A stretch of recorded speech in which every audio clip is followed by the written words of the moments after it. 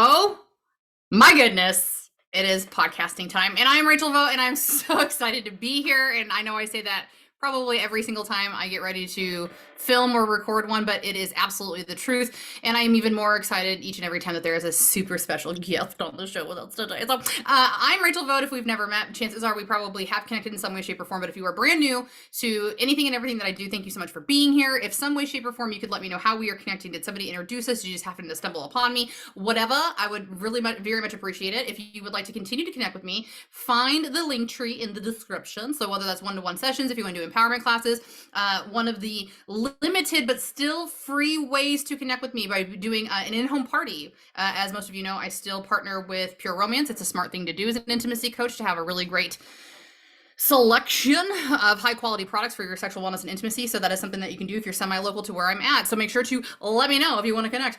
Today on the podcast, season 3, might I add, recap real quick. If you did not hear in a previous episode of season 3, I'm so excited to be here.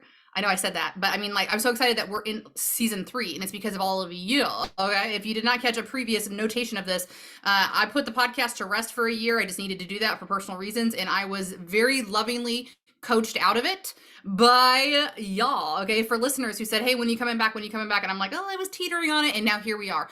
Most importantly, after asking me to come back, the number one piece of feedback I got from listeners was that they love when we do stories about other people. Okay, because I do too. I don't mind blabbering for 60 minutes. That's really fun for me as well. But I very much also enjoy getting people on to talk about their stories, their lives. It's not really a story, but it forms in a story to make it entertainment value for you. But the purpose of that is like perspective. The more we understand other people's stories, the more that we can build the skill of empathy, which is one of the largest things I think that we all need in humankind. So if you've listened before when we have a guest, I would love just to kick it off. Now, this time though is a little bit different, because I believe this is the first time Olivia kicked me off in the season opener for guesting. But I was just trying to remember if Kaylee had been on, and you have not, my dear friend. So yeah. So previously I was able to kind of like say, oh, y'all have seen my friend Amaya, you've seen my friend, whoever was there, but Kaylee's breaking her cherry when it comes to being on the podcast. So we're literally going to swing it over to her. I would love for her to just to let you know who she is, but just as kind of a small background, because I anticipate this is a kind of conversation where it's going to kick off and it's just going to start rolling right away. So you are in for a real treat, and I mean that with the most loving intention possible, because what I've asked Kaylee to be a part of the podcast for today was to literally just share her story. She's somebody who I admire. She's somebody that inspires me each and every day, which is always a slightly silly to feeling because she's younger than I am. But I love that. I love a little person who can show up in my world and give me a skill set to experience that I would have never had access to in my own individual life. So she's very near and dear to my heart, and I am so grateful that she's being brave, and I hope that we can reward her vulnerability today by getting her story out there for people who might need to connect with it and hear that we do recover. So if you don't mind, Miss Kaylee, go ahead and tell them a little bit about yourself. Who are you? How old are you? Where are you located? Anything that you're comfortable sharing, and then we'll kind of get into whatever you're ready to start with. Well, I'm Kaylee Thomas. I am 30. I turned 30 this year. Well, last year. I'm a mom of 4 little girls, and I live in King City, little middle of nowhere. Like, that's Missouri, if you didn't know, by the way. Oh yeah, Missouri. My bad. Yeah. Little town, 1,500 people here, maybe. I was born, raised here. I moved away for a little bit and then came back, but yeah, that's me. I don't know. I've been an addict as long as I would like to remember, but it honestly, it goes back to all the way back to the beginning. My mom and dad, both of them are addicts, and they divorced before I was ever really old enough to have any real memories of them. But that's where it all started. Like, my mom had different boyfriends, and every single one of them was an addict growing up. Like, every single boyfriend she had fell right back into the catalog. And they would stay locked in their room for what felt like days. And it varied, honestly, because sometimes they had their good days and they were on a good high and they'd take us and go do fun stuff. Like, I remember one time we went when we were kids, and we fucking went camping, okay, on the river in the summertime. And we had to carry our shit over the top of our heads through the water down like a mile and a half because we had to have the perfect spot. Like, it had to be the perfect spot. And like, I don't know, it just, as kids, you know, it just seems normal. But then there was other times when it was just complete chaos. Like, I woke up in the middle of the night one time and my mom's boyfriend at the time and her ex-boyfriend, who she, I don't know how that all went down, but she was with one, wasn't with one.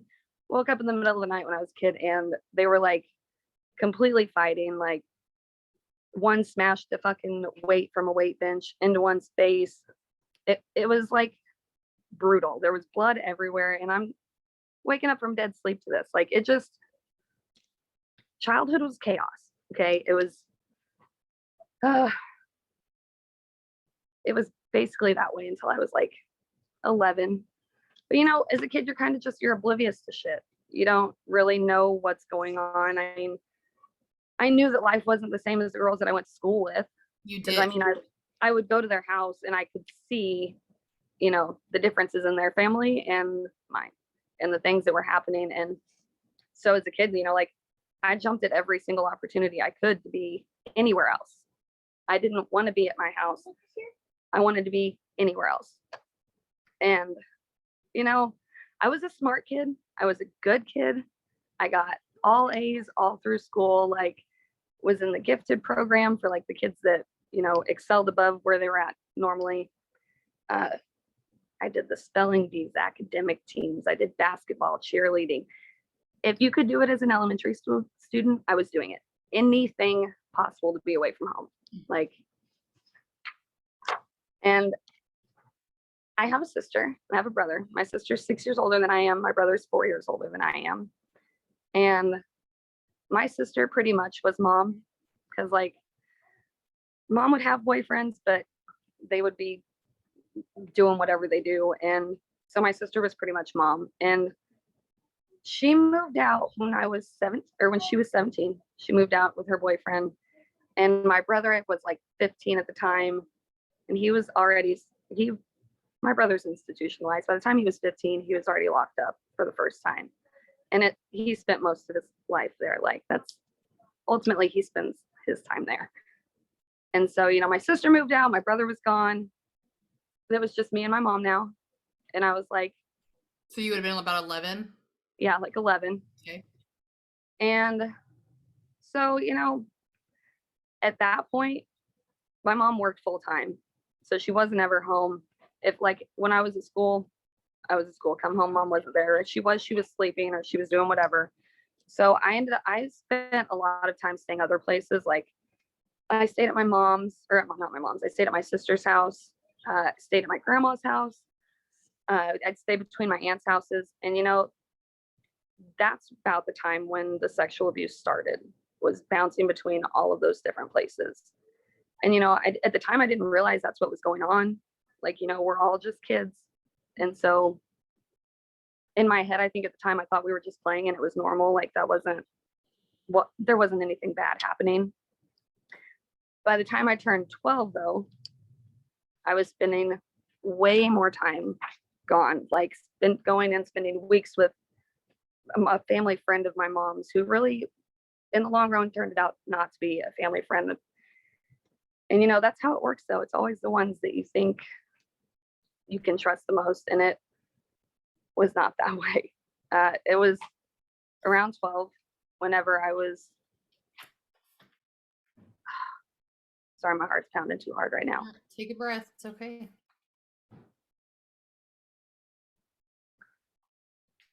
So it was around 12 whenever I was actually raped by this person, and conditioned to believe that if I told anybody, that nobody would believe me.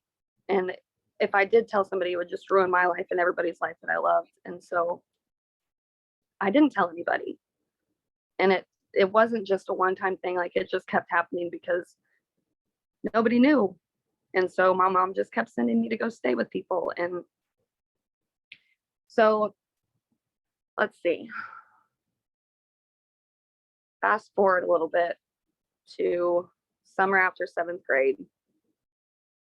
And I spent that summer in St. Joe, staying with one of my mom's tweaker friends that I should have never been staying with, because this fucking friend allowed her kids to do whatever the hell they wanted to.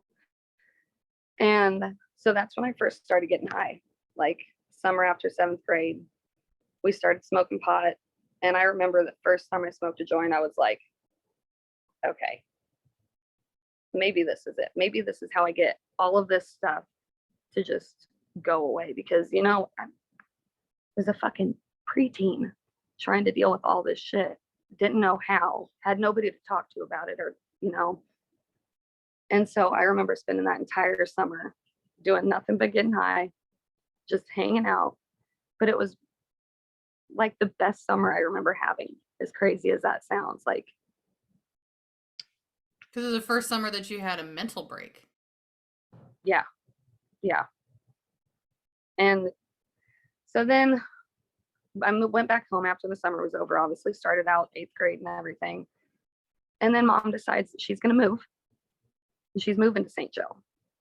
Now, keep in mind, like, I had lived in King City my whole life. I went to St. Joe for that one summer, but like, you don't see crazy shit in King City like you would in a city school. Like, you don't have teen pregnancy all that often. You don't have fights at school or kids skipping class or doing drugs at school. Like, that just is not really heard of here.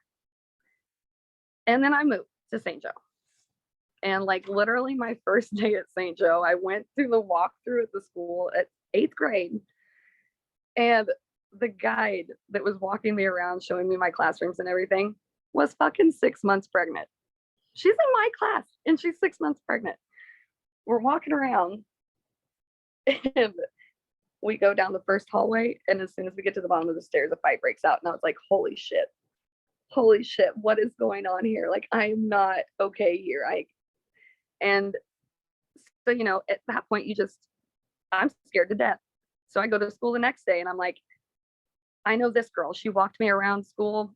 I should go find her because I can at least, you know, talk to her. And that was where I fucked up.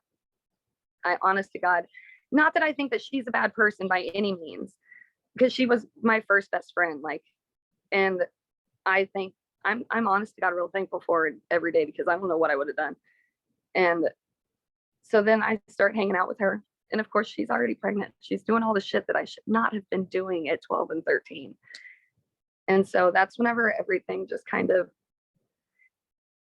you know, I don't know.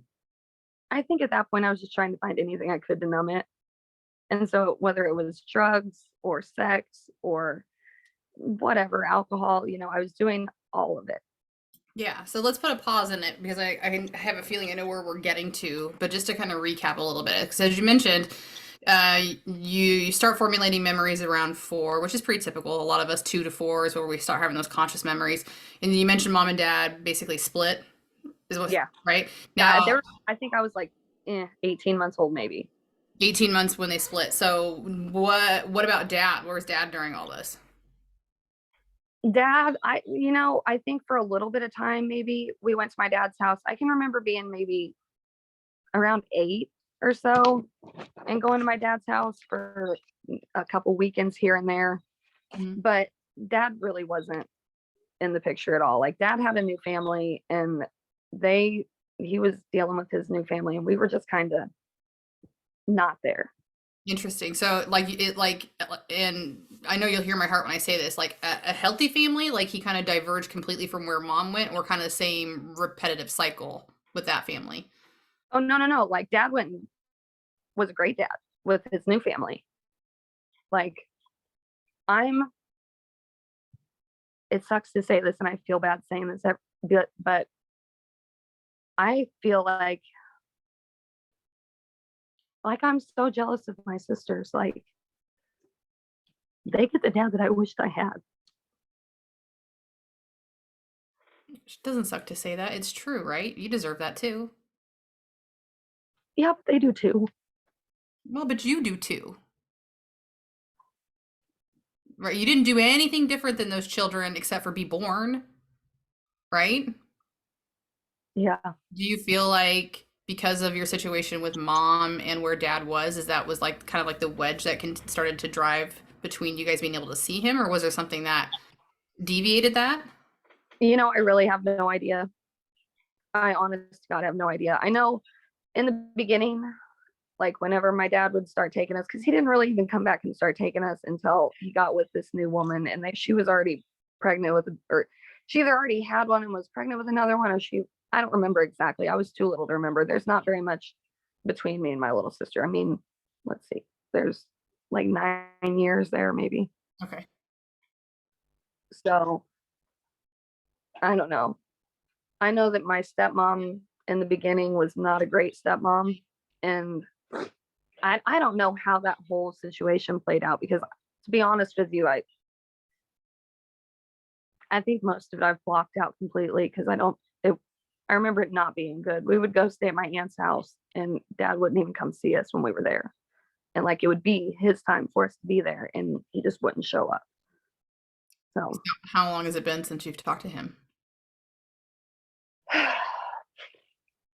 just a couple weeks ago, Really? right after Christmas. Yeah. Yeah. What's the relationship with him Uh, like? There isn't really.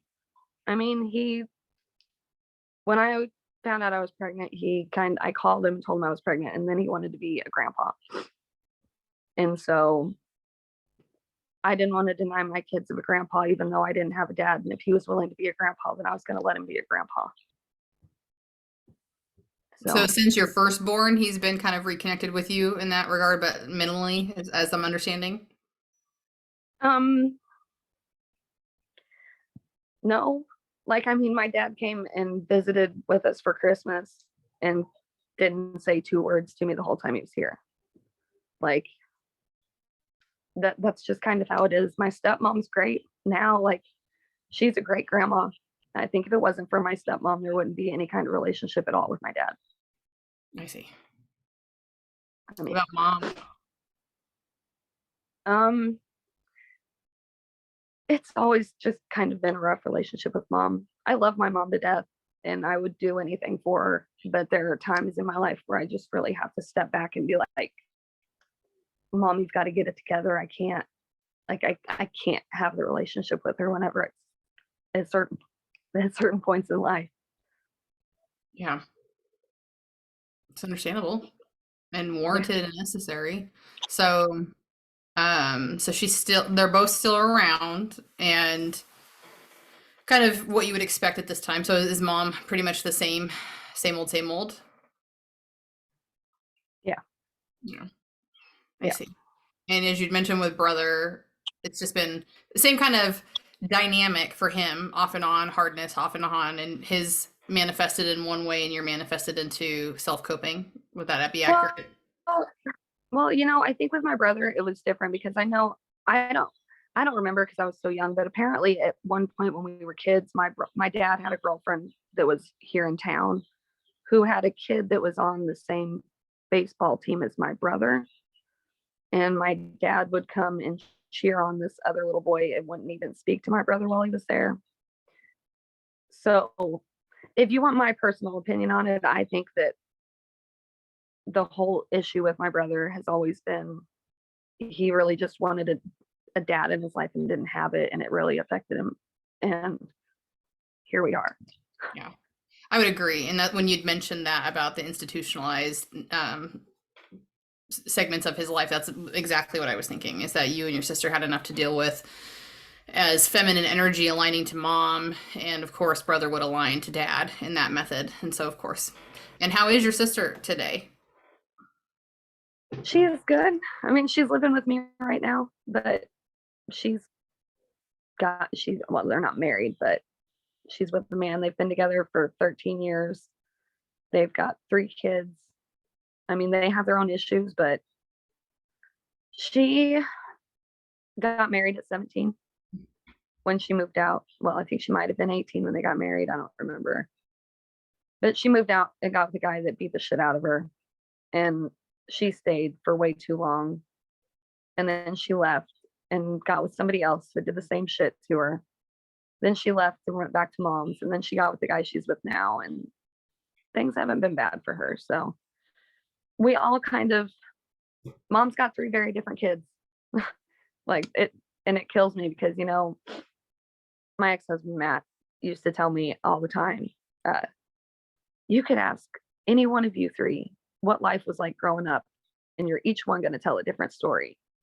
And I'm like, that's because it was very different for each of us. My sister grew up and my brother grew up, and then I was growing up and then was left there by myself with mom. Like it was different for each of us. For sure. Yeah. And we each need different things. So when we don't get those things in the manner that is required for us to kind of grow up into happy, healthy adults, it's going to also affect us all individually. And I know he's right. I mean, I always think it's crazy. I dare I say crazy cool, but crazy in that same method is like, you could grow up in the same exact household and one of you could be brilliant. One of you could be chronically heartbroken and the other one could have like insane medical issues that are all kind of self-inflicted. It just is so, we're all like plants basically. Like, like you could have 3 identical plants and one of them craves the sun and one of them freaks out if you water it too much and the other one cannot get enough water or whatever, but it's true. Very true. So when you'd mentioned this conversation about kind of that age range from 12 to 13 and you'd mentioned something I think is really, really important to kind of circle back to real quick because you'd mentioned you said very specifically it was sexual abuse. I don't know if people would kind of say it was sexual. I didn't know it was sexual abuse. Saying as much as you feel comfortable with, can you elaborate a little bit on that? Are you talking about like the transition from when there was an adult that took advantage of you, or were you talking about there was other childhood behavior that was happening at that age too? No, but around between 11 and 12, it was just child like sexual abuse that like older cousins, and it wasn't adults at the time. Yeah, well, and that is what I anticipated you were saying, but I think that what you had said was perfect and also bears repeating because when we are children and we're doing things like that, you're right. Like if there is no parent or an adult involved, we almost don't even think about it being anything other than make believe or playing house or whatever. But those are behaviors, of course, that are inappropriate and unhealthy for children under the age of 18. I mean, I don't know what the cutoff is. I think that people should be later than 18 because our brains aren't fully formed anyways. But you know what argument I'm trying to make here? And so I would agree with that. Like you had said, when you're just a child, especially if you have seen that behavior mimicked in movies or obviously through some type of inappropriate direct correlation to that too, those are giant red flags. And I'm surprised at how often I think that happens, especially amongst children who know each other or are related, and parents don't often know. Nobody knows. Nobody knows. Like I don't think, telling you right now, I've only told one other person in my entire life this story, like one time. So, but I didn't know any better at the time. Right? How could you? But 12 is when everything was different. 12, it wasn't just kids; it was a family friend of my mom's who I went and stayed with all the time. She sent me to Colorado with these guys, with this guy, not anybody else, just the 2 of us. And fuck, he gave me a whole baggie of pills and a bag of fucking pot and was like, here, do this. I'll rub your back. Like, you were the only kid present? I was the only person present, just the 2 of us. Make it make sense. Right. It's hard because I mean, obviously the personal development side of me is like, shame on you, mom, because things were difficult for her. And instead of obtaining the skills to become a good mom and to protect her child, she did what all of us do in terms of being a human, but then you extend that to the conversation of addiction, which is to self-soothe in some way to avoid the icky feeling. And if a child who I can't even comprehend my own emotions, let alone my own child, it's easier for me out of sight, out of mind. And if I would have stopped to question twice why an adult man would be okay with watching my preteen child, I probably would have gone a little bit further into it. But I'm so deep in my own shit that I will write that off as being acceptable so that I can stay in my cocoon of comfort. Did that make sense? Yeah. I don't want to justify it, okay? And I want to say to be fair, but it's not fair, okay? But it wasn't like it was a 30-year-old man taking a child. It was like a 70-year-old who my mom knew his wife, and it was like the grandpa. And But still, Still, yeah. still, Yeah, but I think that's important to what you just said is because again, that correlation to an older gentleman who shouldn't. I don't know if the theory for adults is to think that who shouldn't have the ability to take advantage of my child. That's still an important thing to make sure you have in consideration. But I understand exactly what it is you're saying. It's not that mom had any intention to think that there could be a chance that that would be happening to you. right. Yeah, I get that. Okay, so I just wanted to elaborate those conversations. And so, as you mentioned, so you went from King City to St. Joe. And for those of us that are unfamiliar with the Missouri area, can you just estimate what's the population difference between the two? Okay, so King City is about like 1,500 people. Okay, St. Joe's got like, fuck, I want to say like 40,000, possibly more than that. But I feel still, like the quite a large globe on, difference. yeah, it's a huge difference. Like it's literally going from a little bitty small town to the next biggest city that there is around. Like it's not Kansas City, but it is getting there. Yeah, yeah. All right, so you're in school, and also I'm just going to say because, like you said, no shade and no skin off of this young woman's character who is pregnant. Because again, we do the best we can with what we can. We're generally replicating patterns as well, but that's a kind of a shame on the school. Like it's not again, it's Like, not like what is you're pregnant, so that? we got to keep you away from people. But it's like you had just said, because what happened? It was the very Yeah, first person you ended up hanging out with because it was the only person that you knew. But I don't think that people are in that headspace to really understand that, right? They're probably just giving the pregnant girl a job to do because she couldn't go to gym class. So she's 12 or 13 when you meet her 6 months pregnant, right? yeah, Okay. yeah. All right. So let's kind of pick So back up from where we were. So you're on your very first day of school, second day of school, you're hanging out with the pregnant chick, yes? yes, and from then on, like it was me and her like this. I was going to her house, staying with her all the time, and that's really where I started to actually like see what meth was. Mm.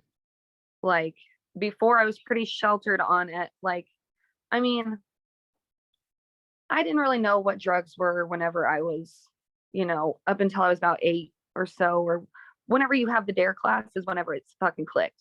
Interesting. What did you think Okay. that your mom was doing, locking herself in the room all the time prior to that? Had Just no clue. didn't know. No, I knew that it smelled weird coming from her room because my room was right next door. Yeah. And I knew that it would like smell weird coming from her room. And I knew that like they were doing weird shit. Like her boyfriend plucked out all his eyelashes one time in the middle of the night. Like weird shit would happen. Okay. But I didn't know that that's what was going on. Gotcha. It wasn't until like I did that dare class and my brother started getting in trouble that I realized, oh, it's drugs. Like that's what's happening here. And then I moved to St. Joe and was like, oh hey, look, this is drugs. Mm. And I think I really just, I don't know, I wanted something something to help cope with all of it. It was everything in my life had just changed so fucking much. Like I just went through this traumatic experience. I have nobody I can talk to about it. I can't tell anybody about it. Now my mom just took me away from everybody that I know and everything I've ever known and moved me here to where I don't know anybody. And so, At a very crucial age for a young person.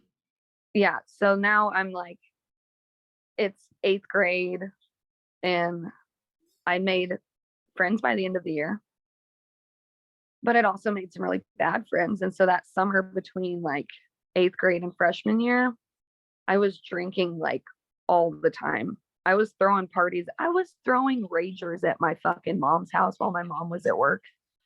And she never fucking knew, right? Like, I think that was whenever I first tried ecstasy for the first time too. And that was ridiculous. Like, what 12, 13-year-old kid is taking fucking ecstasy and riding around with grown ass men all over the place? Like, We're giving these children drugs. who are giving you exactly? Yeah. But mom didn't know because I tell her I'd go stay with somebody else. And then that's when we would go do it. Like, she wasn't checking up on me while I was there. Sure, sure. And so by this time, because like you said, that very first exposure to drugs was marijuana. And Yeah. now getting into St. Joe is when you see meth. So, and then so you're doing meth and ecstasy. Are you No, still no, no, no, no, no. I was not doing meth at the time, but I that's what I'm thought trying to figure. That's what I was trying to get the timeline. So you've done pot, now you've tried done ecstasy, but pot. you have I've not done done meth yet. no, I've done pot. I've done any and every pill I could find. Like that. I want to say it was freshman. So like the guy that took me to Colorado gave me a whole fucking baggie of pills one time and a whole suitcase full of fucking Boone's Farm and was like, here you go.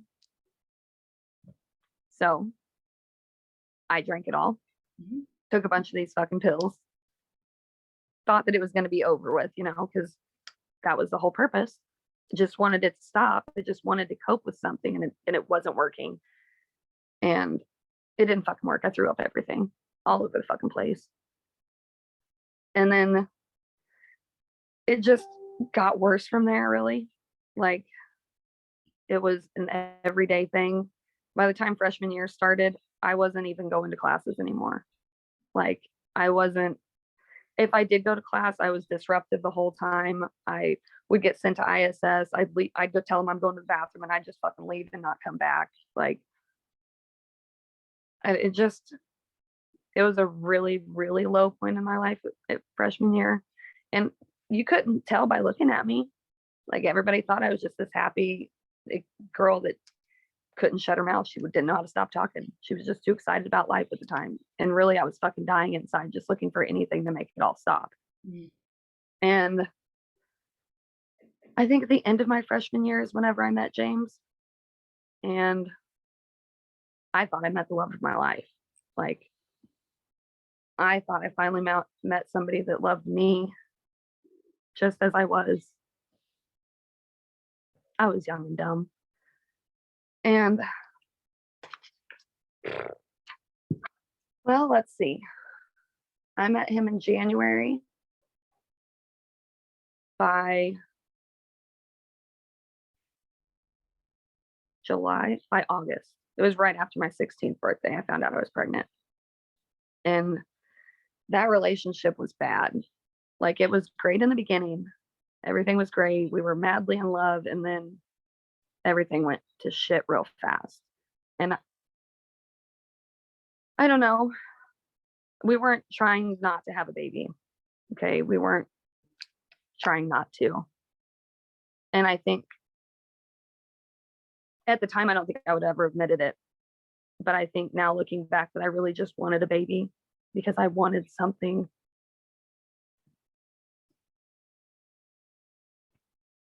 I just wanted somebody to love me. And I knew that if I was a mom, I would love that baby unconditionally the way that my mom did it.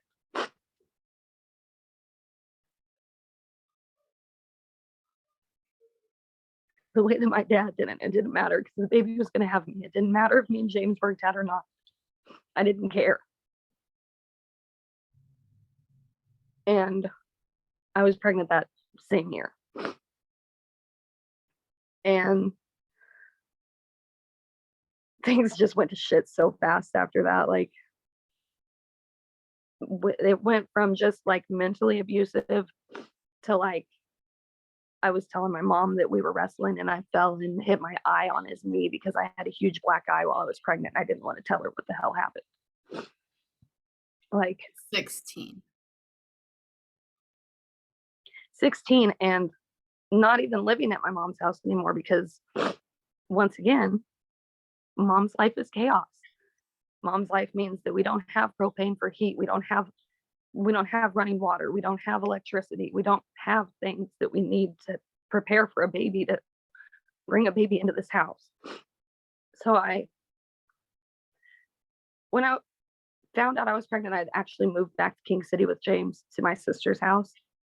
And we were living with her and I was going to try to go to school back in King City because I knew if I went back to King City that I could do something with myself. So I had moved back to King City that summer before I found out I was pregnant. Mm. Then I found out I was fucking pregnant and ended up moving back to St. Joe. Moved in with his mom. And the agreement was that I was going to go back to school and I could stay there. Well, I never went back to school. And so we're living in his parents' house now, and like the relationship was bad. It didn't get any better the further I got along in my pregnancy. I was alone all the time. I was depressed. When I actually had Allie,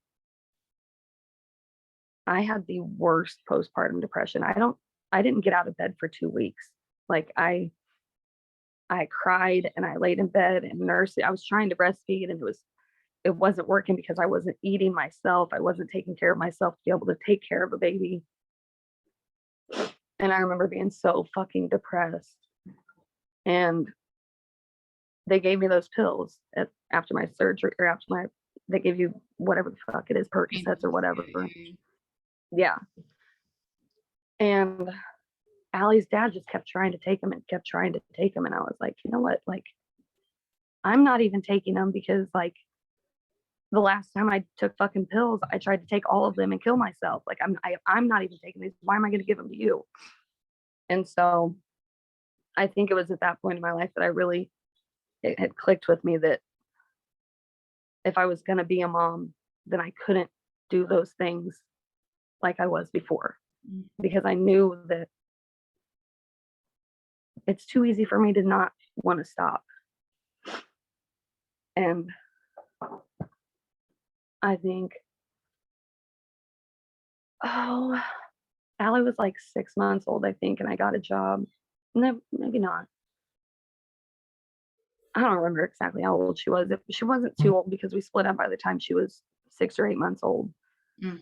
And shortly before we split up, we had been with these friends of mine, and these friends of mine were like, hey, you guys want to try this? And had a bowl of dope. And I say dope, but a bowl of meth. And they were like, you guys want to do this? And I had never done it before. And I'm pretty sure he had. I don't remember. But went ahead and did it. And I remember being completely anti-meth until that point. And then I was like, you know what? Fuck it. Sure. And you're 16 or 17 by this time, and your baby's less than a year. Yeah. Okay.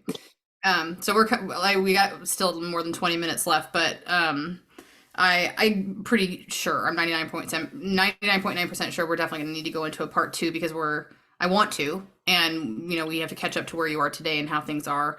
And before you start telling me about this experience, because this is the first time that you and I've ever gone this much into depth about your life in that regard, I just want to circle back to what you were just saying about having a baby at such a young age, because the whole reason we're sitting here doing the podcast is I had reached out to Kaylee, because what we didn't really say at the very beginning, in a very short thing, is that we met through being sister consultants with the in-home party company that we partner with. And I mean, I can't remember how long it's been. I've been in the business for 8 years, so we've known each other 10 years is how long I've been in. It was 2015. 2015, so going on, just 8. So 8 was right. So we've known each other for 8 years. We bonded very quickly and very heavily in business, and we're states away. But it was kind of funny because her real life best friend became like my best friend in the business, and one of my real life best friends became her best friend in the business. So we were basically just 4 of us always hanging out and traveling together and doing conferences and stuff like that. And the very last conference I ever attended, I got to spend a lot more one-to-one time with Kaylee. We just were in different groups, and she's actually shared that story with me in a parking garage about how she just knew that she had a baby to basically satiate her own comfort needs. And that was years ago, because that was like the very first year after I had Olivia. So it's had to have been at least 4 years ago that we had that conversation. And it has stuck with me every day since you told it to me. And I reached out to you, as you know, to ask you to do the podcast, because it changed my life around being a young mother and understanding my own motives, and whether they were subconscious, conscious or not, or a mix of all of the things above, below, whatever. It is such a painful realization as a mom, because it's like, I wanted that baby. I did. I wanted that baby with all my heart.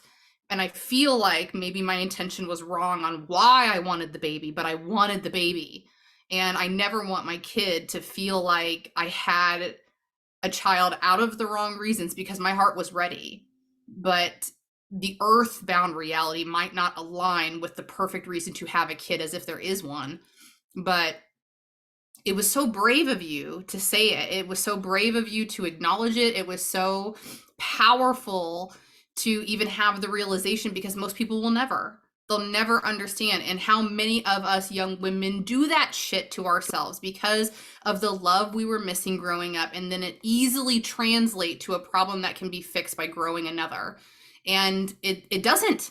Just like you were saying, and my heart breaks for you, as we both know that when you have a baby under circumstances like that, it's going to be incredibly rare that you're going to be able to turn your life around right away, if at all, because of the need that a full-time human requires and is rightfully owed, which you did not get. You did not get. And your baby then, hear my heart, you'll know I'm saying this, your baby then suffered because your intention to be a great mother with unconditional love was there from the beginning, but you were not equipped with the tools to be able to give that to baby. Right. And so then you have this push and this pull. No wonder you had postpartum depression, because you couldn't provide with the intention that you had for Allie having the best life ever. You just couldn't give it to her because nobody had ever given it to you. So I just wanted to say that, because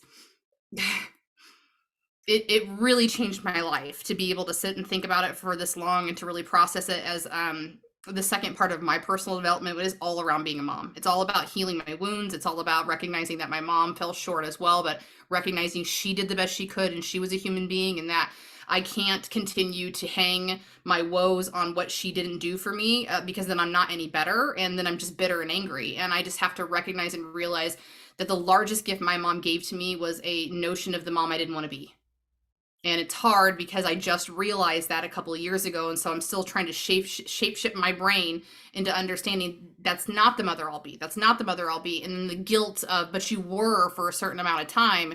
I didn't know any better. I'm trying my best, and like living here in this really uncomfortable space about judging and critiquing self, so that I can come back on the other side and do what I can with my kiddos, while this time is still here. So I hope that you do commend yourself. And I know that was another part of the reason why I wanted to do this podcast with you, was to really acknowledge how much motherfucking work you have done, because I don't think that you do.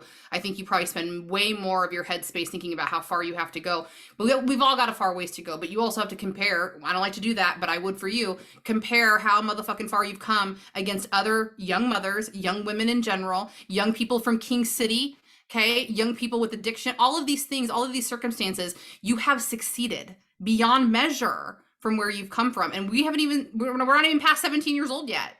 Like, I just wanted you to know that. And it's so important that people hear it. And I hope that any young mother who might be struggling with the idea of notion of what we just talked about, it's okay.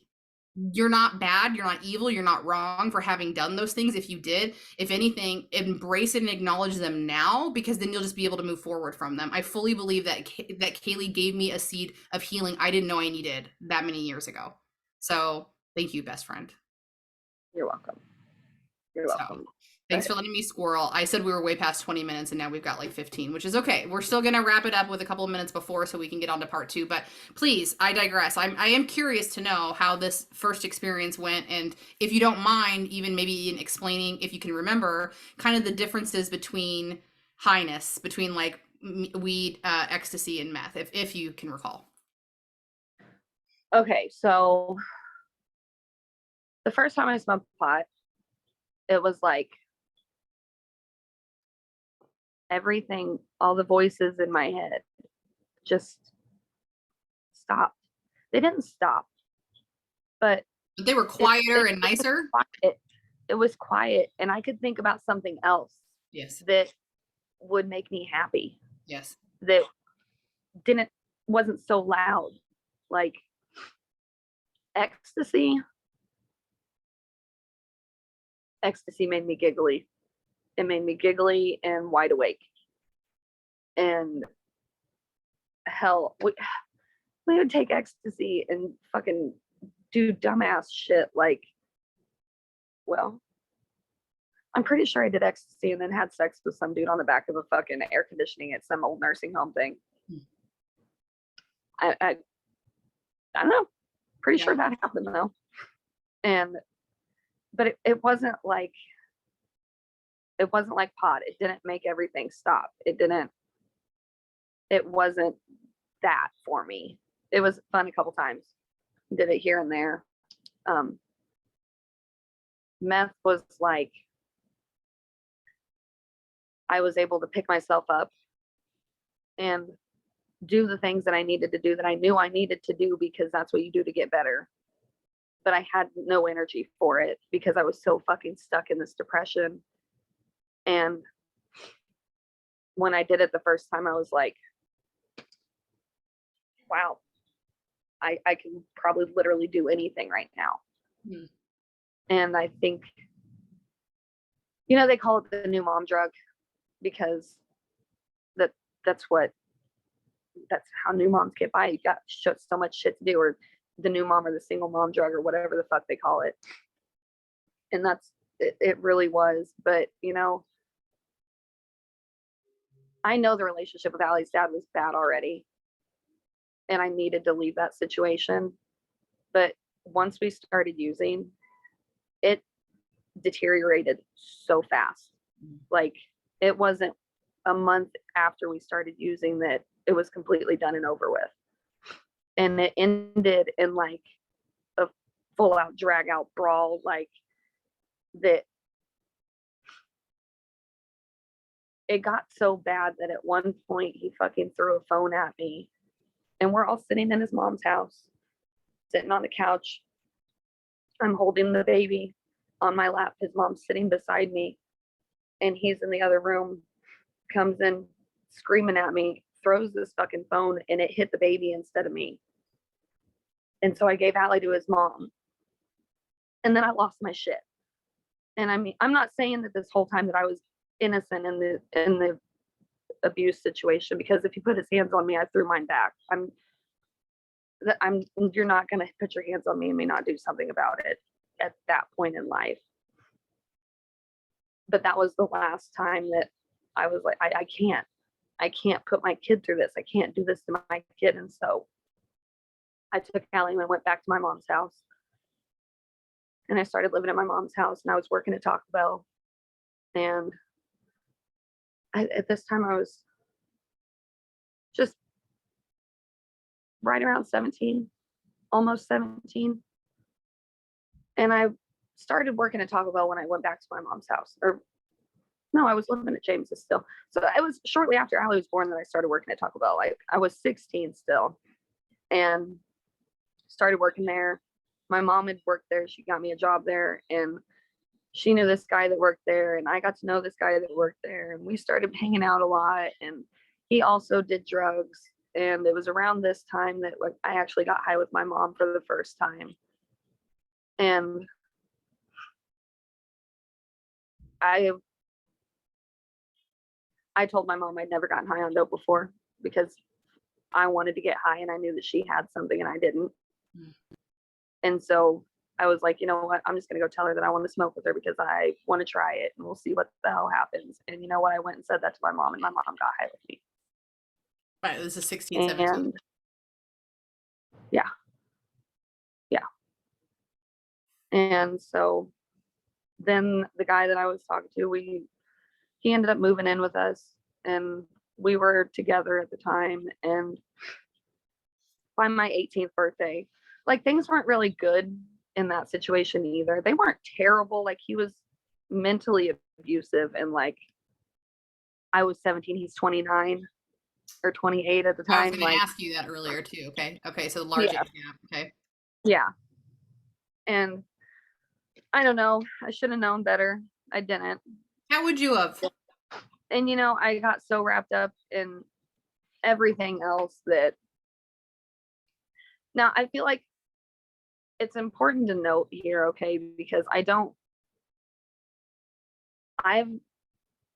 taken a lot of pride in the fact that I've never been a bad mom to my kids. I've always made sure that they have everything that they need, that I'm there with them as much as I can be, and that they have an active and involved mom from the beginning.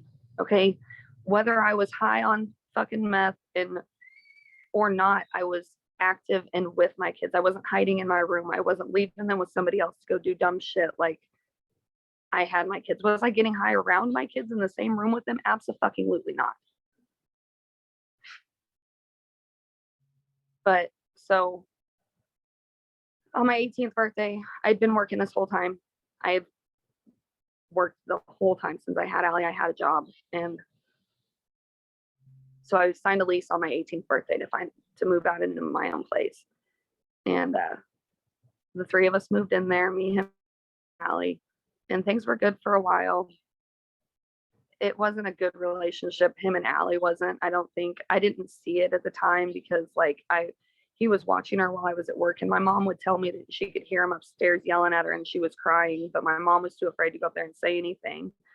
And so I don't know what the relationship was whenever he was there with my kid because I was at work. Allie tells me she can remember whenever she was younger and that he tripped her one time because I'm getting ahead of myself. But she can tell me things from when she was a kid that were not good, and it makes me look back like, how did I miss it? Like,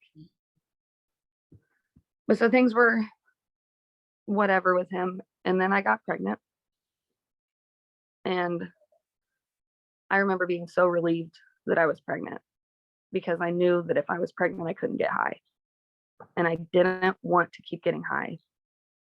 And so, how old was Allie by this time? Allie was about 2. Okay. Around 2 years old. Yeah, because they're about 3 years. They're exactly 3 years apart. So right around 2. And I got pregnant with Piper. Well, I got pregnant and then I had a miscarriage. And then I got pregnant 2 weeks later. Found out I was pregnant 4 weeks later. So, but then. Do you feel like you're still actively trying to have babies at this time, or just not really trying not to? I got my birth control removed. I think we had a conversation about having another one, or that I wanted another one, and then I went and got my birth control removed. And then it wasn't much later that I got pregnant after that. Do you know how old your mom was when she had your sister?